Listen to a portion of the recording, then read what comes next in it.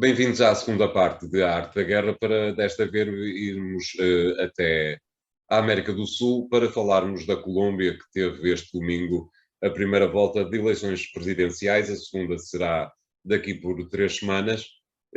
A Colômbia aparenta sempre ser um daqueles países, e desgraçadamente para a América do Sul há muitos, que são uma promessa adiada, sendo que esse adiamento, sim, parece ser uma coisa a tender para a eternidade. É a primeira vez que um candidato claramente de esquerda ganhou, mas apenas a primeira volta. Todas as restantes forças de centro-direita, as tradicionais, estão a rodear o candidato que ficou em segundo lugar. Como é que o embaixador está a ver o futuro político próximo da Colômbia? A Colômbia é um país, eu diria, atípico dentro da América Latina, de certa maneira como era o Chile. E fazia parte de uma área da América Latina com uma relação de grande proximidade com os Estados Unidos e que tinha sido dominada, particularmente a partir do princípio do século XX, a partir do ano 2000, por por governos conservadores, que já vinham, aliás, de trás. Havia uma espécie de rotação entre os chamados conservadores e liberais, sendo que ambos eram conservadores. O conceito liberal era num conceito verdadeiramente daqueles que hoje utilizamos, isto é, forças de centro-direita, e umas com uma perspectiva mais centrista, outras mais autoritária. Estes governos, no fundo, são a emanação de uma espécie de reação política àquilo que foram movimentos de guerrilha fortíssimos que atravessaram o país durante cerca de 50 anos. Estamos a falar de cerca de 200 mil pessoas mortas ao longo destes 50 anos. São movimentos de guerrilha que têm a ver também com o isolamento de certas zonas do país, que lhes dá a uma orografia que transforma a Colômbia em espaços muito diversos uns dos outros, e, portanto, com uma maior proteção para ações de natureza militar ou militarizada. Mais militarizada do que de combate militar. Exato. A Colômbia, portanto, houve vários movimentos de guerrilha, o M19, da qual, aliás, pertence o candidato que ganhou a primeira volta, Gustavo Petro. Mas depois, essencialmente, há um movimento que faz, eu diria, a história trágica da Colômbia durante anos, que são as Farc. As Farc foram um movimento fortíssimo, que dominava várias regiões. Depois há aqui sempre na Colômbia... Ligeiramente maoísta, se não estou em erro. Ligeiramente maoísta, mas também ligado ao tráfico de droga. Exatamente. O tráfico de droga, aliás, é um grande fonte de financiamento. Não é, quer dizer, não é por acaso que o candidato de direita, Rodolfo Hernández, Frederico Gutiérrez, eu tenho aqui um nome, era o presidente da Câmara de Medellín, que todos nós conhecemos das histórias de Escobar e todas essas histórias. E, portanto, o que é que aconteceu nestas eleições de surpresa?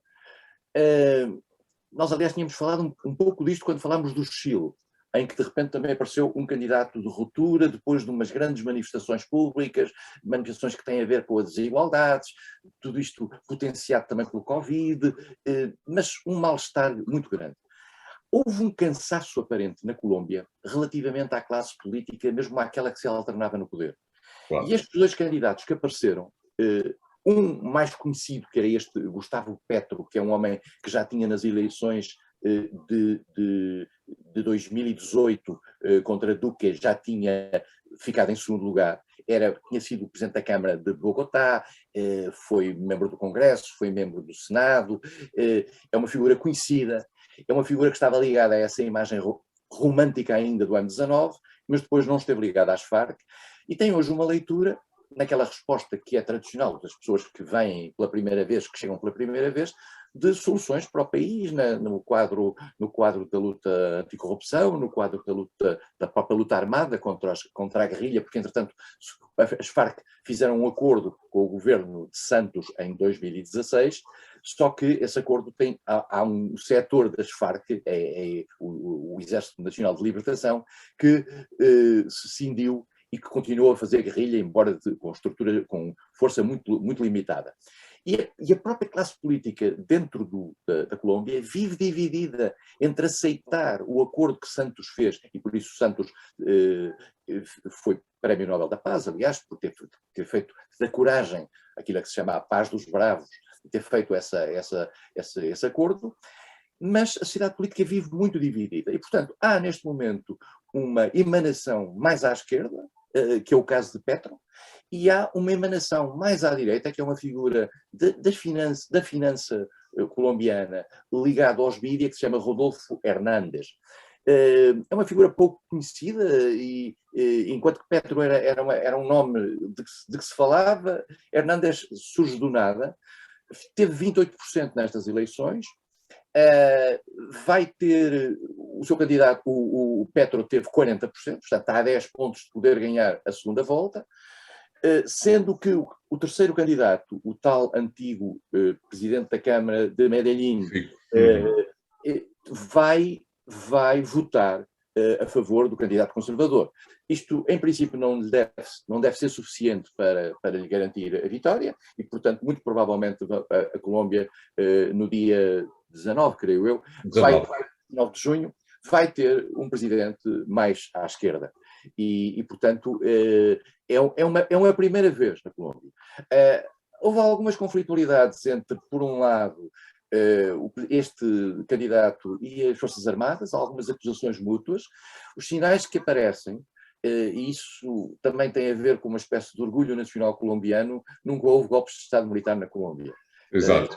Esperemos que isto continue a ser assim, mas também é verdade que também nunca houve governo de esquerda na Colômbia. Exatamente. Ajuda a que não haja golpes de Estado militares. E, portanto, vamos ver a atitude contra os Estados, em relação aos Estados Unidos. Exatamente, era o que eu ia perguntar, porque será a Colômbia que faz fronteira com a Venezuela e, portanto, temos ali um núcleo de esquerda em dois países importantes para o subcontinente. São esquerdas diferentes, apesar de tudo. Claro, claro. A esquerda de Morales é um pouco diferente. A esquerda venezuelana é um pouco diferente da esquerda colombiana. O que aconteceu foi o seguinte, é que na realidade o atual governo colombiano reconheceu Guaidó como presidente da Venezuela, e isso vai ser revertido seguramente.